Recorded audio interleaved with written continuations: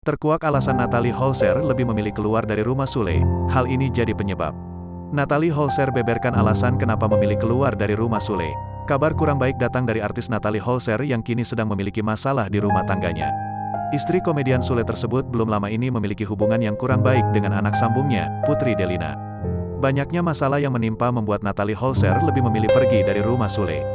Ibu satu orang anak ini mengaku jika kepergiannya tersebut bukan tanpa sebab. Natalie tak mau jika permasalahan itu semakin panjang, ia berusaha untuk menenangkan diri terlebih dahulu. Lagi menenangkan diri aja, karena memang kalau misalkan di rumahnya Akang, aku sama Akang itu ego sama ego kalau kita berdebat terus-terusan jadinya, kata Natalie Holzer dikutip dari kanal YouTube Trans TV Official, Kamis, tanggal 30 Juni tahun 2022. Natalie juga menjelaskan jika dirinya bukanlah tipikal orang yang suka berdebat. Perempuan berusia 29 tahun ini memilih untuk menghindar dari perdebatan.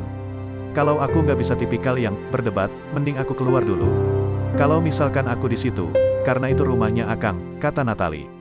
Jadi mending aku ke rumah aku, ujarnya. Lebih lanjut, Natalie membicarakan soal pemikirannya sekarang terkait rumah tangganya. Tentang semuanya sih, tentang hubungan pernikahan juga, ya itulah lika-liku, kata Natalie. Pemain film Street Society ini juga mengatakan jika dirinya selalu berdoa supaya kuat untuk mengarungi permasalahan ini.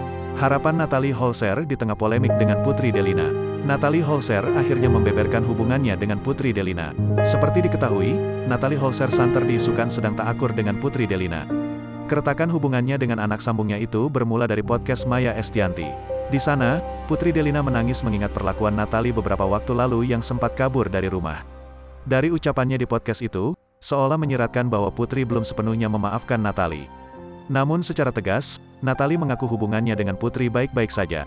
Baik-baik aja, hubungan dengan Putri Delina, udah clear, ungkapnya, dilansir Tribun Style dari YouTube Intense Investigasi pada Sabtu, tanggal 25 Juni tahun 2022.